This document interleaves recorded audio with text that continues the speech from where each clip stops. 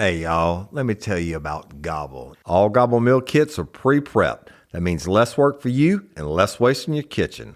Their meal kits include everything you need so you can save time at the store or just skip that trip entirely. I got the box in and I had 3 different meals. I had a Kung Pao chicken, crispy fish tacos, and a beef bourguignon, however you say it. But let me tell you about the classic beef bourguignon. Look, it came with beef pot roast and a beef broth concentrate, red wine demi-glace, cremini mushrooms, cipollone onions, mashed potatoes, baby carrots, and rosemary thyme butter. It was so easy to make. Literally like 15 minutes it took Cindy. And let me tell you something, and all the dishes were fire, but this thing was like a taste explosion in my mouth. It's just unreal. We've got to spend more time together and more time doing the things we love because everything came in this one single box right to my door. So see what a difference Gobble will make for your household. Right now, they're offering my listeners a fantastic limited time deal. You get $120 off across 4 boxes plus free shipping and free cookies. And let me tell you, those cookies, I ate one that was sin-baked and it was delicious. Go to gobble.com/real life. That's GOBBLE.com/real life for $120 off your first 4 boxes. This offer is not available on the home site, so don't miss out. This is genius. It's taste explosions in your mouth like you never had.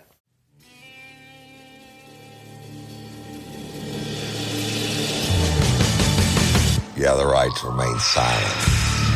Anything you say can and will be used against you in a court of law.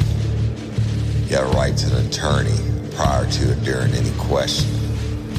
If you can't afford one, the court will appoint one for you. Do you understand your rights? When the wolf is at your door, you running's over, that's for sure. He already knows all about you. Cut you down, no matter by you. Now you better walk the line. Real life, real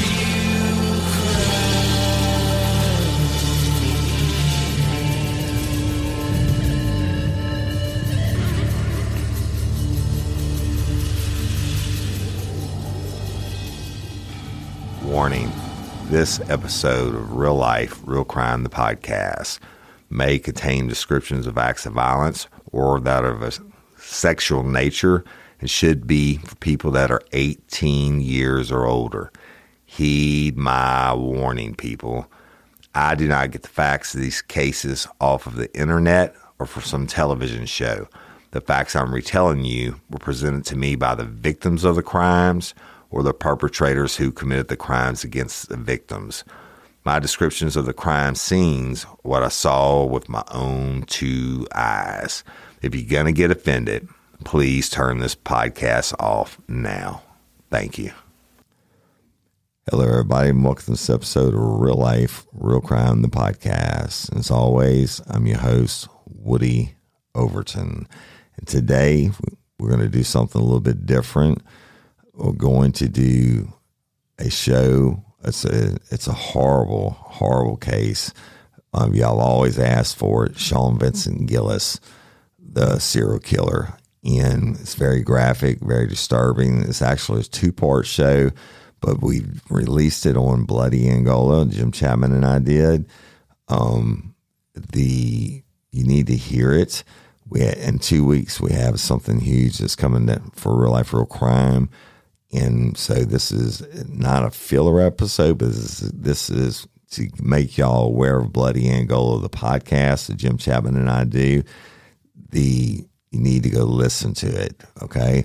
It's everything from uplifting stories to horrible stories like Sean Vincent Gillis to,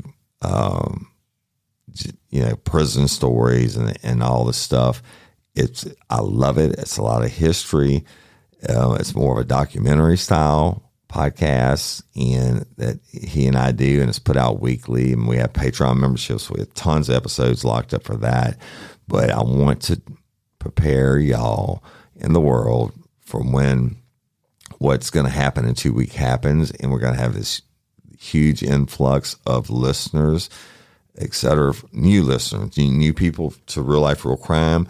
I want them to be aware of Bloody Angola. So this is the main reason I want y'all to hear this story this week. I'm sorry it's coming out late. We've been busy doing filming and different stuff, and we'll get into that.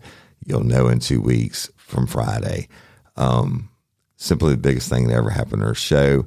But I love Bloody Angola just as much as I love Real Life, Real Crime and Real Life, Real Crime Daily. I think they're all different, and it's pure love. So without further ado, listen to this episode of Bloody Angola done with Jim Chapman and I about Sean Vincent Gillis. Go and like and subscribe to Bloody Angola, and you true OG lifers, season 13, I think it is. We have 3 episodes out now. The season 13 premiere, which in the feed is not even listed what the name of it is. Then I Saw You, and then Pud Beater.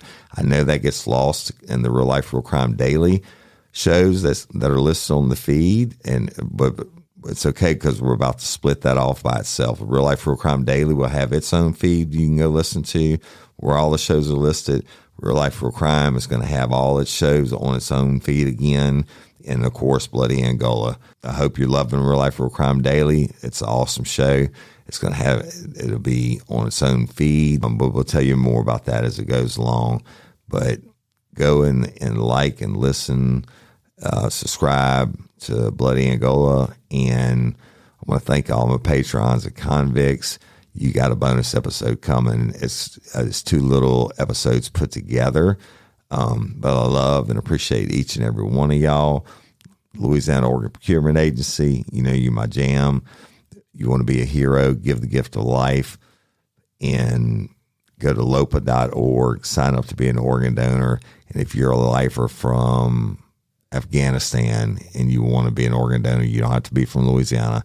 Go to lopa.org, fill it out, give the gift of life and everything else. And LOPA is a nonprofit. They also help these families through these times of the losing their loved ones, and it's just a beautiful organization. And shout out to Shane McBride and Missy. Y'all go check out their YouTube channel.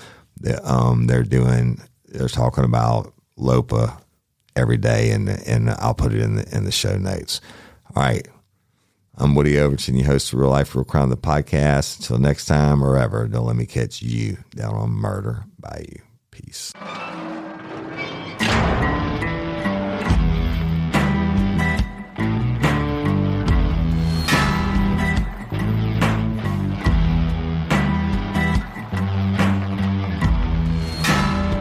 I walk a straight line, shackled and chained. Gruesome Gertie is calling my name. There is no mercy in this penitentiary. Just ask the Hill String Gang or Angola 3.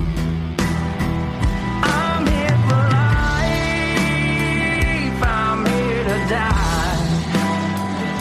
Inside these walls, inside the wild, and when the wolf cries, I know it's over. Oh, bloody Angola.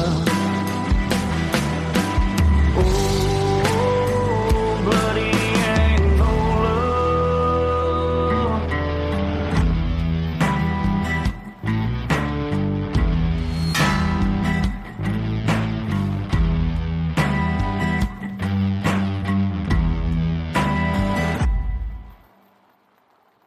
Hey everyone, and welcome back to another edition of Bloody Angola.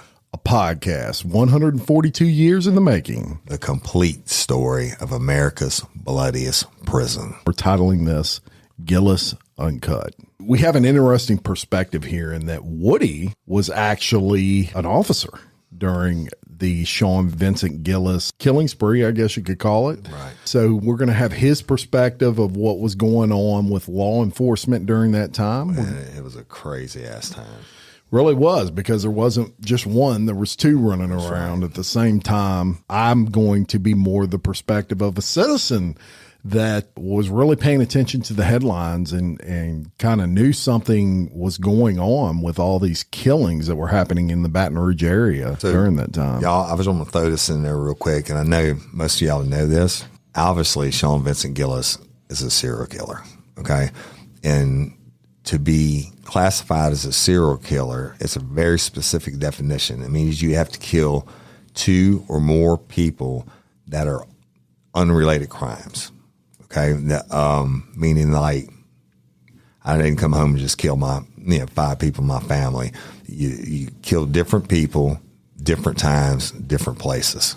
Yeah. So, and Sean Vincent Gillis is a legit serial killer.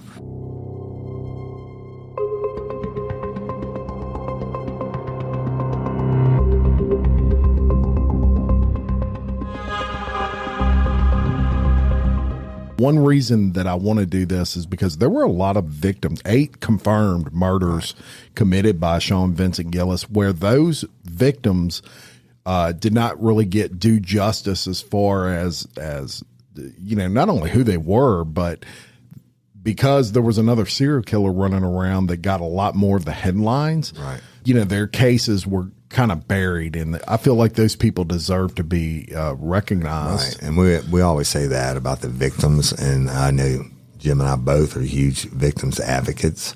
Unfortunately, most of Sean Vincent Gillis's victims were high-risk lifestyles, et cetera, and we'll get into all that. At the same time, naturally, Derek Todd Lee was killing more high-profile victims that got garnered most of the attention. Yeah.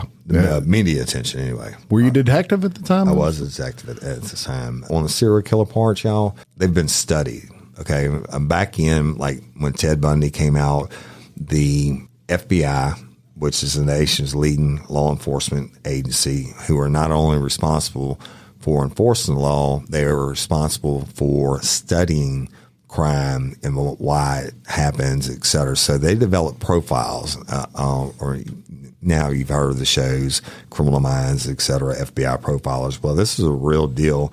And they went into the prison systems and they developed this like 5,000 questionnaire that covered a person from the time they can remember as a child to the time they got incarcerated for their crimes. And they did it for all the crimes, but they did it for murder first. And they would give them carte blanche. You can't get in trouble if you participate in the study. And so they would fill it out and they take it back to Quantico and have their scientists study it. And they were able to break serial killers down into 2 types of groups, basically preferential and situational. I think Sean Vincent Gillis is more situational, where I know Derek Todd Lee was preferential, but we'll get into that. But the profiles show whichever category you fell under, you had certain characteristics that you started out as a kid, and almost all of them did the same things until they graduated to being serial killers. Yeah, I would agree 100%. And serial killers, when it comes to my, I guess, obsession with true crime, if you were to specify that into one specific category, it would be serial killers, something that's always appealed to me. I was a big reader of Anne Rule books when I was a kid, who was an amazing author who covered serial killers in detail. She actually worked with Ted Bundy when they were in college, and I think that sparked her interest in it, and she made a career out of writing about Green River Killer, Ted Bundy, and Stranger Beside Me is probably one of the best books I've ever read. I met one of Ted Bundy's survivors at Crime Con. I can't remember her name in one year, but she certainly had an interesting perspective. So on Sean Vincent Gillis, Jim doing what he does best, the historian, the researcher, he came up with stuff He researched the shit out of it. So we're going to tell you about Sean Vincent Gillis' life and times and then the crimes, right? Right.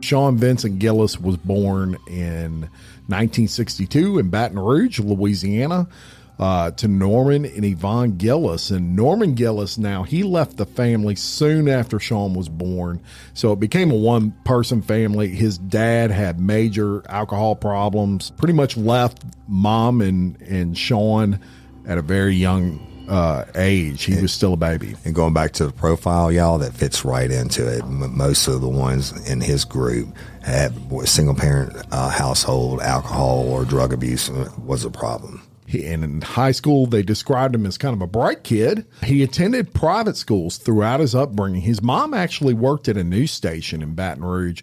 Didn't make a ton of money, but she loved her son, and she put him through private schools. Struggled to do that, but made it happen through his upbringing. And he maintained average grades. Classmates would describe him as somewhat odd. He was not what you would necessarily call a popular student, would be kind of a track in his life. He was a guy that would disappear into the fold. Right. Just someone that could be in a crowd of people and you never even recognize he was there. It's a Star Trek freak, right? Kind of nerdy. And just an average appearance. You wouldn't think about him one way or another, but with the glasses and just like flower on the wall, lost in the crowd. Very average Joe, maybe. Yes. After he graduated from high school, Gillis got a job at a convenience store. And when he wasn't at work, he spent almost all of his time on his computer looking at pornographic websites. But his love of computers would play a key role in his pornography addiction later in life. Keep in mind, folks, the time in which this was. The internet was just coming around. Right. Before that, if you wanted to consume pornography, it was Playboy magazine. Yeah, you had to wait in line in a convenience store and get jugs or something off Penthouse off the rack and go up to the counter and I'm not telling. Not that we've ever done that. And act like you're old enough to buy it, right? So, but yeah, no free porn on the internet. It was the advent of the internet. It was just kind of coming out for a guy like Gillis who had what you would classify as an addiction to pornography. This was the holy grail, the internet, because you didn't have to go buy magazines. You could search websites and all this porn would just pop up. If you remember when the internet started, you didn't have to pay to look at porn sites and stuff like that, and you could find anything. This before they started really putting any kind of regulations on it or anything like that. I mean, you could find anything, including dead bodies. That's right. Pornographic dead bodies, necrophilia, if you will. How important is pornography in the profiling of a serial killer? Well, I remember a interview distinctly in which they interviewed Ted Bundy, and they said, what do you hold as the key to what turned you into the serial killer you were? He didn't hesitate, and he said pornography. Absolutely. You know why? Because they masturbate, and they use the porn to masturbate, and it's the fantasy. But certainly everybody masturbates, right? Except for me and Jim. But for most people, when masturbation can take care of it, these certain individuals get in their brain with the fantasy, and they include rape and murder and stuff, and they masturbate until the masturbation doesn't work anymore, and they act out upon their fantasies. But Sean Vincent Gillis, in his early stages of the internet, not only had the obsession with porn, but he had an obsession with looking at porn of dead bodies and crime scenes. He was obsessed with it. Yes. And I mean, that's what hit his jam. So you already know this fucker's a little twisted right there.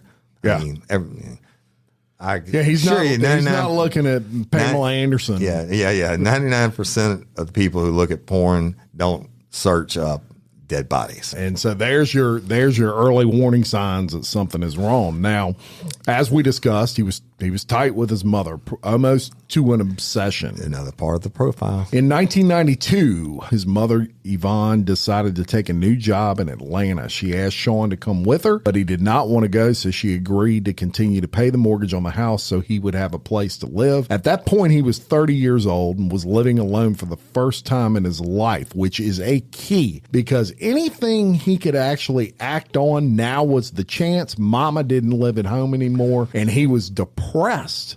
You know, he was totally depressed that his mother left him, although she left him a house, basically gave it to him, so he had no responsibility. Right. So let's go back to the profile. You're 30 years old. You're living on your own for the first time. You're mad at your mom because that obsession part, okay. 30 years old people, that's an issue. But you're alone, so now you don't have to hide. If it was magazines, still back in the day, you didn't have to hide your magazines under your bed or in your closet or whatever. Now he can just view porn anytime he wants to, walk around naked, masturbate, wherever. Right? Act out, all of those sorts of things. He acted out so much, in fact, that neighbors that they interviewed after obviously after he was caught, said they would see him late at night, sometimes in his yard, basically howling at the sky like a crazy person and cursing his mother for leaving. Because he's 30 years old, y'all. 30 years old, y'all. This ain't a 14-year-old. This next part really goes into the profile. All right. Almost every serial killer at some point either gets caught being a peeping Tom, naturally they're masturbating, getting more fuel when the pornography doesn't work anymore. And Sean Vincent Gillis got caught by his neighbors peeping in the windows of a young woman who lived next door. They saw his friends coming and going. Sometimes they could smell weed burning from his house on hot summer nights. So these were things that he was doing now that his mother was gone, and he's starting to act out maybe some of these things like being a peeping Tom. Many of Gillis's neighbors quietly wished that he would move away. So they interviewed him after. They were like, man, they knew this guy's crazy. Didn't think he was a serial killer, but they knew he had a screw loose. Right. Simply put, he gave them the creeps. Y'all, this is not a rundown neighborhood in Baton Rouge. This is in what they call the Garden District of Baton Rouge. Right, and really nice homes and neighborhoods. And not to really say bad one way or another, but if you live in a trailer park and there's not a good lighting or whatever, and you're peeping in somebody's window, you may not ever get caught. The Garden District, people are paying attention. People are paying attention. And if you're not, if you're walking by at nighttime, they're going to want to see where you're going. In 1994, Sean met Terry Lemoyne through a mutual friend, and they had similar hobbies, and they bonded quickly. Terry found Sean to be an underachiever, 30 years old, working in a convenience store. not throwing shade on convenience store workers. I'm just talking about Sean Vincent. She found him to be an underachiever, but she also found that he was kind, or thought he was kind and considerate, and she helped him get a job at the same convenience store where she worked. So even Sean Vincent Gillis could find love. There was someone out there for him. Actually, Terry Lemoyne was also a big Star Trek fan. That was one of the things that they shared in common and would talk about. But Sean, much like his dad, was a heavy drinker. And Terry noticed that he drank a lot. She was also confused by his lack of interest in sex, a problem she eventually accepted and blamed on his addiction to pornography. So she knew that he was jacking off in front of a computer. She didn't realize it was dead bodies he was looking at. She thought it was, I don't know. Or that he was peeping in windows. Or that he was peeping in windows. But believe it or not, they eventually were together 10 years before he got caught. Never had sex. Never had sex. And I think there's a reason for that, and I'll cover that later, my thoughts on that, and then get your expert thoughts on that. Right. What she didn't realize was that Sean Gillis's interest in porn changed and became an interest in rape, death, and dismemberment of women. I mean, you get that shit on the darknet now, but you can't Google fucking a dead woman, right? Yeah. And give away to you. Back then, you could have got 100 hits probably. It was no holds barred. Yeah, it was dial up first of all. Welcome You've got mail. You've got mail. That was Y'all a big remember deal that? when that came out. Oh yeah. I'm like, somebody wants to talk to me. Check this out. Yeah, I remember those days. Sean is at a place where he has a girlfriend. All is right in the world. Right. Platonic, though, relationship. But no sex. We'll get into it later on, but that's really a cover for him. Yeah. Because this is what I'm supposed to do. We're going to tell you about some victims here, and now it's going to get hard to hear.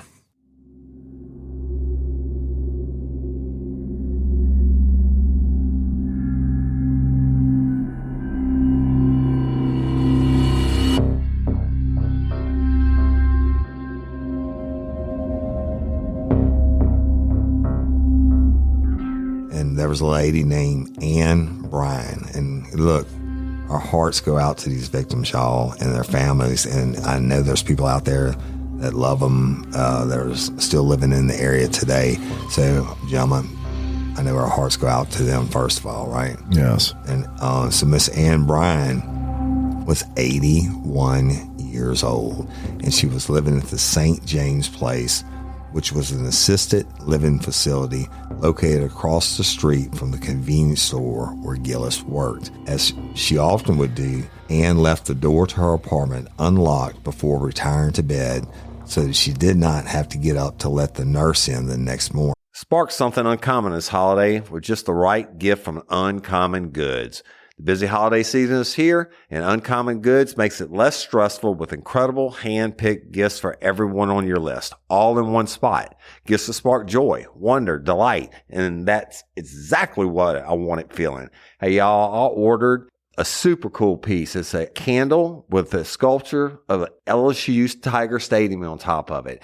And each officially licensed laser-cut wooden replica features up to 4 layers of detail, creating a bird's eye view of a specific football field, seating section, and more. And every label includes your stadium's name, the team's logo, and school location. And it has a coconut, soy, vegan wax infused with sandalwood smell that creates tailgates and touchdown scent profile, reminiscent of game day.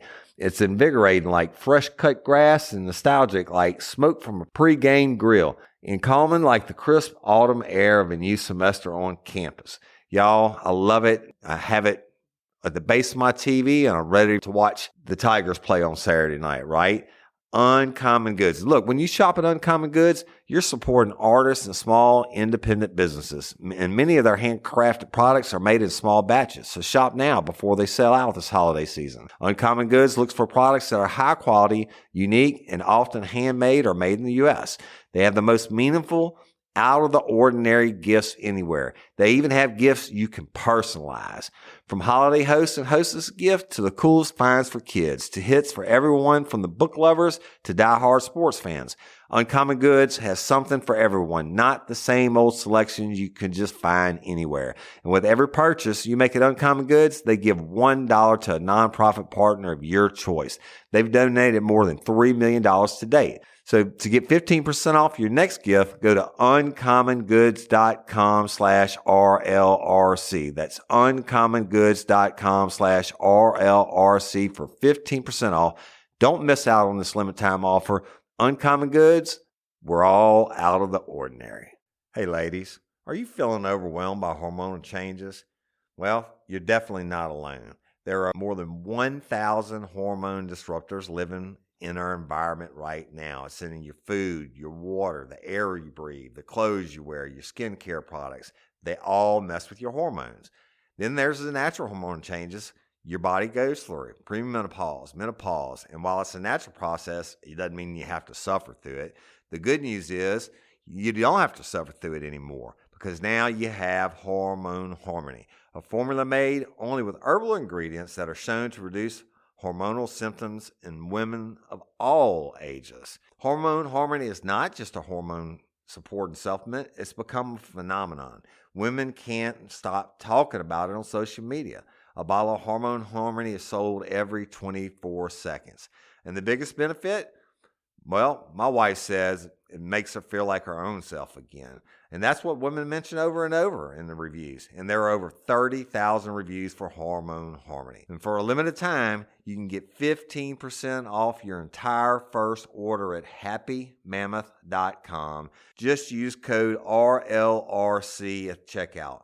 That's happymammoth.com and use code RLRC for 15% off today. That's happymammoth.com and use code RLRC. The facility was not gated at the time, but has been ever since the incident. So Gillis entered Ann's apartment around 3 a.m. At first, he was only going to rape her. Ann Bryan started screaming at Gillis. Startled at the fight in this 81-year-old woman, Gillis slashes her throat in an attempt to quiet her.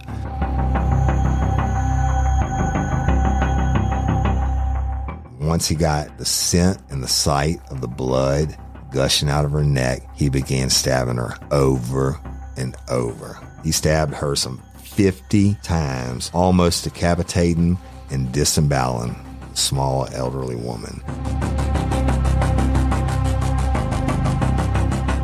He seemed fixated on stabbing at her face, genitals, and breasts. Ann Bryan's murder shocked the Baton Rouge community. It would be another 5 years before Gillis would attack again, but once he started back, his list of victims grew quickly. Now, I'm going to tell y'all about this.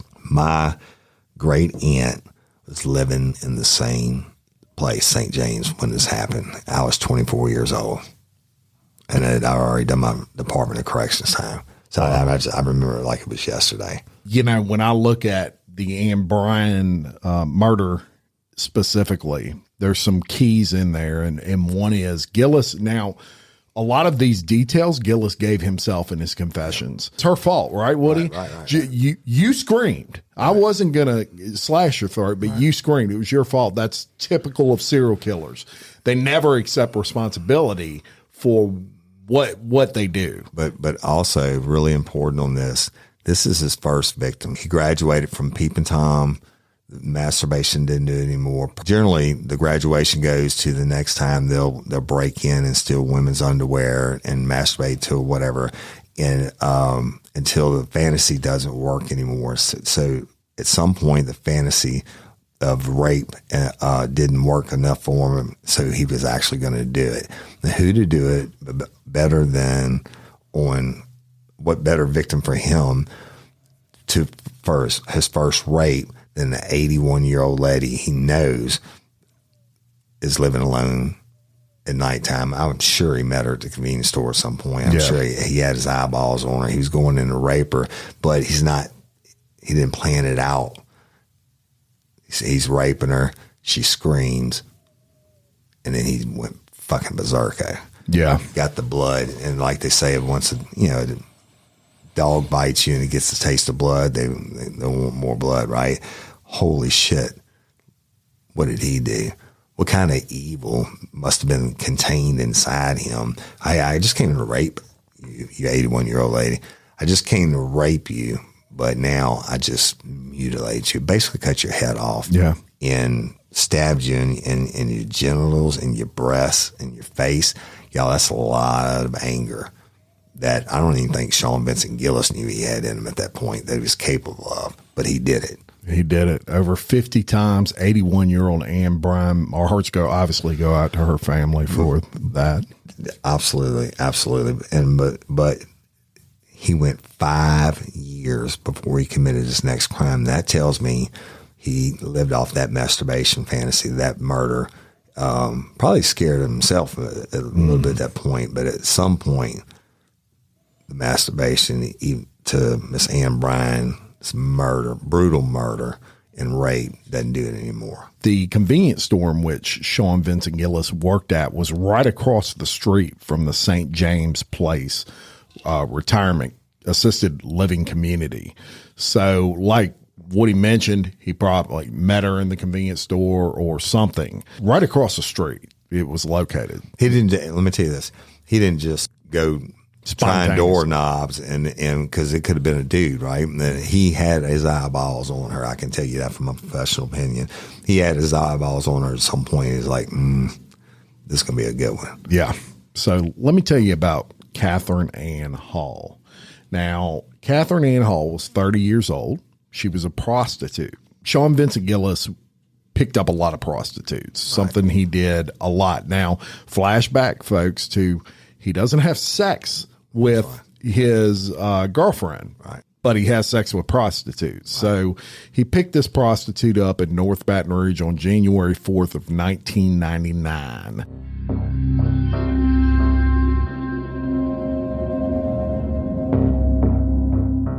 He brought her to a secluded spot on River Road in Baton Rouge, which is a road that the Mississippi River runs along in Baton Rouge, Louisiana, for those of you that are not local. One side of the road is a large levee separating the Mississippi River from basically all of Baton Rouge. And then you have the road, and then most of it is like cow pastures and stuff on the other side of the road, unless you get to the populated area. But you go past LSU, it's cow pastures and stuff like that, and then the levee's on the other side.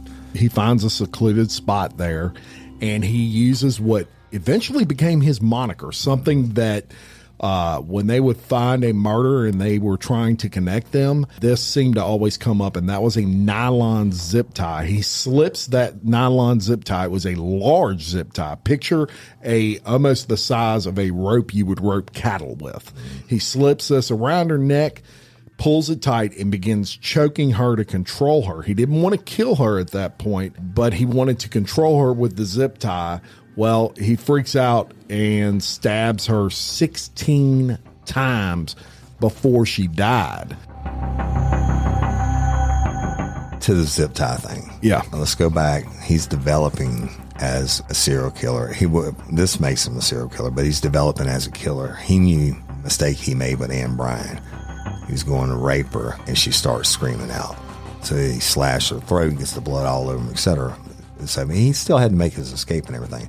So he knew the next time he did it, if he get that zip tie around their neck, especially with that long thing, and that takes probably average of 90 seconds, but they're going to lose the ability to scream almost right away because they're going to be trying to get the thing off their neck, give them some release so they can breathe. So he knew. He planned this shit. Who the fuck brings long zip ties like that with him? As part of his kill kit. He can control Catherine by zipping it down, right? Now, let me tell you this. I don't give a fuck if you're a prostitute, preacher, business person, whatever. Nobody deserves to be murdered, all right? Prostitutes are generally considered by law enforcement high-risk lifestyles. You certainly are more likely to be murdered or raped or whatever, but it doesn't give you a right to be because someone was a prostitute. Catherine Ann Hall has somebody that loved her. That's right. She had a mother somewhere. Daughter, mother, maybe a parent. I don't know. He has a rage about him. So in the first murder with Ann Bryan, he stabbed her over 50 times after he slashed her throat. That is what I call a switch. He has a switch where he does the initial attempt and then he loses it. That switch goes off and he rages. I call it the demon comes out. The demon comes out. That he doesn't show his girlfriend at home. He doesn't show his workers at the people in the convenience store. But that demon's in him and it's real. It appears to show itself the second he gets the sight of blood. So he pulls that zip tie, he stabs her, continues to stab her 16 times before she dies. So get this. Now the demon's taken over, the monster. He post-mortem stabs her another 21 times. And here's something you may not know.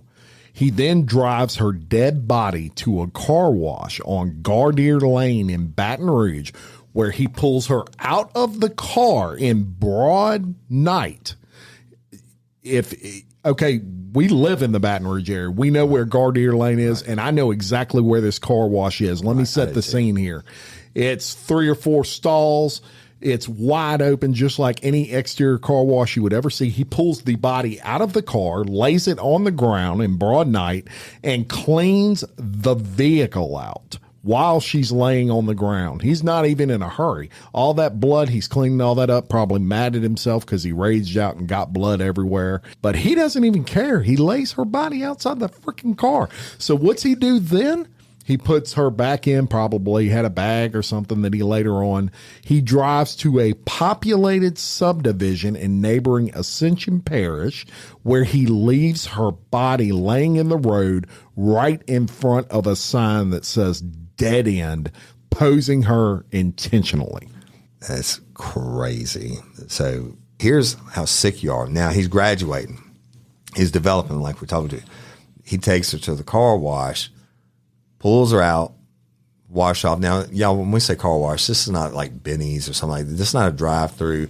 These are old brick walls with a metal roof, 3 stalls. You put your coins in. Now, he takes her body out. He's got to get quarters out, put them in the thing, and then get the wand out and hose her down. Then put her back in the thing, drive her into Ascension Parish. Him driving her in Ascension Parish shows me he's graduating mentally. He's thought it out. He's like, if I drop her in another parish, it's going to be harder for law enforcement to figure out who did it and who she is and everything else. But posing her in front of a sign that read dead end. Yeah. Wow. Yeah. Now he's almost thumbing his finger at anyone who's working this case, law enforcement. I'm going to make a funny. I'm going to put her in front of a sign that says dead end. And everybody just thinks I'm a quiet convenience store clerk. Yeah. Who disappears into a crowd and that's right. And all of those sorts of things. So he posed her intentionally. Yeah. Then he goes on. The next victim, and again, heart goes out to him, Hardy Schmidt.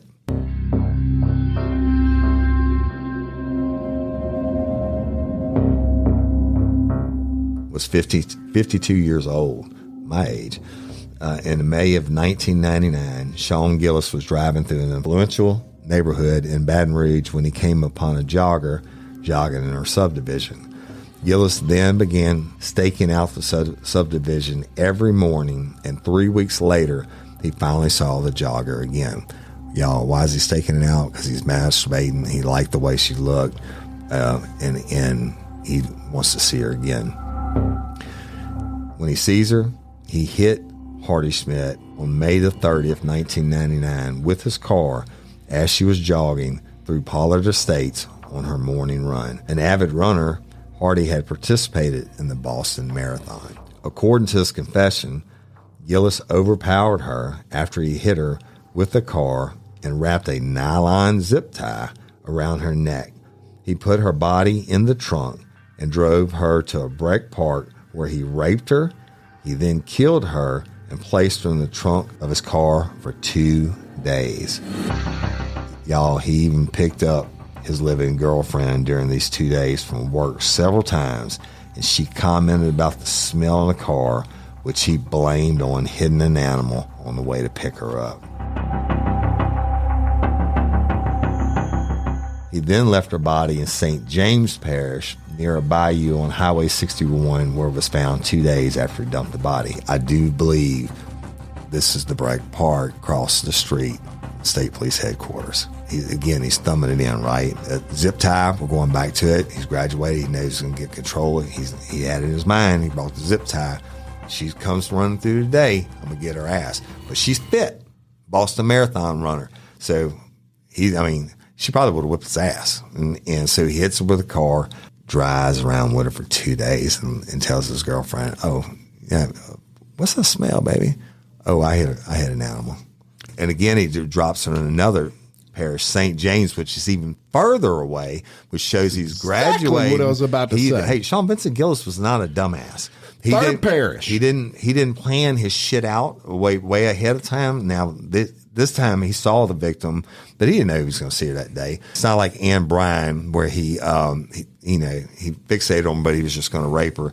This one he saw her and he was like, "Oh shit, that's a good potential victim," but he didn't know he was going to see her again. And he did it. Drops her in St. James Parish, and if you're a Chase team member, you're not from here. Holy shit, that's even further. That's towards LaPlace, right? I mean, it's past Ascension Parish. Law enforcement from St. James Parish communicating with Baton Rouge, communicating with Ascension. What he's doing is he's trying to make it as hard as possible for these agencies to tie these things together. And I want to offer a few thoughts on this because I can distinctly remember this, Woody, when this happened. I can remember reading the newspaper about this lady. And here's where I think Sean Vincent Gillis was fucking up. So his first victim was Ann Bryan. Ann Bryan caused a lot of uproar due to her age. Right. And 81-year-old woman and the horridness of the crime. Bad. So it freaked him out, most likely, and he stopped for 5 years. Well, then he goes and he picks up a prostitute, kills Catherine Ann Hall, and there's nothing. It's really, I don't want to say it was no big deal, but a prostitute getting killed versus his next victim, which was Hardy Schmidt, are two completely different things. Hardy Schmidt was lived in an affluent subdivision, had money. She was an athlete. She had many, many friends and family who loved her, and it created an uproar and a media frenzy. And again, it's unfortunate that, but I've been a victim myself, working murders and homicides. You want to solve them all, but if you have high risk victim like Catherine Ann Hall, and then it's the same day you get another high profile case or an ape and acute political murder comes across your desk. I mean, you're going to work. I shouldn't even say, but it's the truth. You're going to work what garners the most attention. Yeah. And now when he did Hardy Schmidt, holy shit, tons of media attention. Right. I was locked into it, and look, y'all, now there are murders going on in Baton Rouge of women a lot because there's a whole nother serial killer running around, but nobody does that yet. Right. There's just bodies popping up in 1999 everywhere you looked. Okay, so that was 6 months after he killed Catherine Ann Hall. So now the time frame's getting close. As investigators, when y'all are looking at this stuff, do y'all pay attention to the time frames and these dates? You do, but let me kick it back for a minute. So like Catherine Ann Hall and Ann Bryan being 5 years before, Catherine Ann Hall being dumped in another parish, in Ascension Parish, they fingerprinted her and she's a known prostitute, et cetera. And they may have reached out to Baton Rouge, but no, they're going to talk to people in the area where she was dumped and no witnesses, no whatever. And shit, they might not even contact the Baton Rouge, to be honest with you. I'm sure they had to notify family or whatever, but are they going to go down Plank Road and interview everybody to see who picked her up? Probably not. Ascension Parish got other shit to do. I mean, that's just the way it works. It's unfortunate. Hardy Schmidt, squeaky wheel gets the grease, baby. Different deal. To me, there's no difference in the victims, but certainly different victims are going to garnish different amounts of attention. The time frame, not only the closer it gets together for law enforcement, but it goes back to the news media. They're like, oh, we got these bodies popping up. But like you said, there were other bodies turning up, and most of them were influential women who had families that cared about them, et cetera. And this is all going on at the same time. So now you got a gumbo of dead bodies from different classes, and it's a shit show. Total shit show. Many different agencies involved because he's dumping them in different parishes in 6 months. It shows his intelligence level. He's graduating to different levels in his murders, also in the frequency, but he's smart enough to know the farther away I dump him, the better it's going to be for me. But riding around with the body 2 days, dead in the trunk, I guarantee he masturbated over that body. He's getting off on it because now, for the first time in his life, he's smarter than everybody else, including the cops. So he's getting, the longer he could ride, if he could get away riding till she was mummified in his car, he'd have never got rid of her because as long as she's in there, hey, I'm a genius, right? That's they right. Can't catch me. 6 months in between Catherine Ann Hall and Hardy Schmidt's murder, and 6 months later, he strikes again.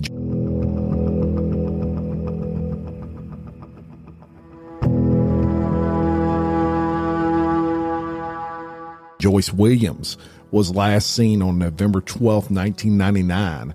Her body was found behind a levee on River Road in Baton Rouge on January 22nd of 2000. According to his confession, Gillis picked her up on Highway 19 in Scotlandville. He rode around for a while, singing along with songs on the radio. He brought her to Port Allen and killed her with a nylon zip tie before bringing her to his home, where he dismembered her and delved into cannibalism.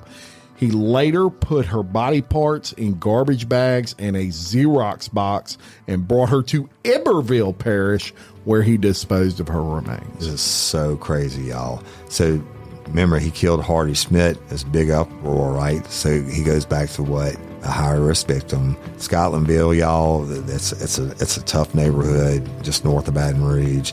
He gets Joyce Williams. On these prostitute victims, why do you think a lot of serial killers choose prostitutes? No one cares about them. No family or limited family. More important, check this out. More important, this motherfucker couldn't get anybody else to talk to him. He gets Joyce Williams in his car because she's thinking she's going to get some money, and he's riding around with her singing songs, right? He can't get anybody else to get in the fucking car. He couldn't get Hardy Schmidt in his car. He had to run her over.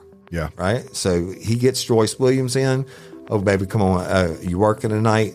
How much? Well, let's take a ride. But going back to it, zip tie, boom, did it again. Y'all, he drove across the bridge. That's West Baton Rouge Parish, right? So he's getting out of the area and killed her with the zip tie, but bringing her to her house, Jim. He brings her home, y'all, and literally cuts her up. He dismembers her. There's a reason why we called this Uncut. Right. And it's number one, because we're giving you all the gory details. But number two, he started enjoying dismembering his victims. He brings her home to his house to do it. He also delved in cannibalism. He was quoted as saying he ate her nipples. That's crazy. Ate her nipples. He later, after he's done dismembering her, put her body parts in garbage bags, and then he puts that in a nice Xerox box and brings her to yet another parish, Woody. Iberville Parish, which is even further across the river, y'all. So he's gone Ascension Parish, the first one, which is neighboring to East Baton Rouge. Then he goes to St. James. Then he goes to Iberville. So he's spreading it out. Now, again, there's another killer, or the cops didn't know it was another killer at the time, but bodies are popping up in Iberville Parish. The other killer was taking the women and dumping them in the water. And you better believe he knew there was another one out there. He's smart. Who is this guy? Why is this guy taking my headlines? And I didn't kill her. Yeah, not only that, he's thinking, I dump it out in Iberville Parish. They're going to think it's the same guy. Yeah. They're not on my trail. I can ride around dead bodies in my car. I can take my time at home and eat them. It's crazy. It just goes to show that he's totally developing, graduating. So y'all, we're going to go ahead and look. When me and Woody started this, we did not realize until 30 seconds ago that this was going to be a two-part series. Right. What's happening right now is we're freestyling and our minds are working and we're just flowing. And when you do that, things come to your mind that you just can't say in an hour. And we want to give these people the due justice they deserve. They're not going to rush because these are victims. They were real live human beings. They're not just statistics. And what Jim is saying, so Jim did all the research and we're sitting down. We don't discuss these cases before we talk. We flow. That's how. Yeah. I think what makes us sound so good on Bloody Angola and everything. But if we rushed this, it would be doing a disservice to these family members, to these deceased. Sean Vincent Gillis, fuck him. But what we won't make you do is wait another month or something, right, Jim? Yeah. We've been doing it in like 2 weeks or something. Yeah. A week or two, we'll release the second part. I would say probably look for it the first week in. Yeah, the first week of October. Right. So apologize about that, but I promise you will thank us at the end for doing, y'all. I'm looking at 1, 2, 3, 4, 5, at least 6 more in-depth pages. That's without us freestyling on it. But this story needs to be told. We're not going to rush it. You're already Chase team members, and we appreciate you. Love and appreciate each and every one of you. Yeah, we really do. Thank you for being Chase team members, and we'll be back shortly with that second part of Gillis Uncut. Gillis Uncut, baby. And I'm Woody Overton. And I'm Jim Chapman. We're the hosts of Bloody Angola, the complete story of America's bloodiest prison. A podcast 142 years in the making. Peace. Lowe's knows you want to get even more value for the holiday. That's why as a My Lowe's Rewards member, you get new member deals on holiday decor, tools, and more. And you earn points when you shop. More points equal more rewards to help you save on holiday and more. Not a member? Join for free today at Lowes.com/MyLowe'sRewards because Lowe's knows deals. Program subject to terms and conditions. Points are awarded on eligible purchases. See Lowes.com/terms for full details. Subject to change.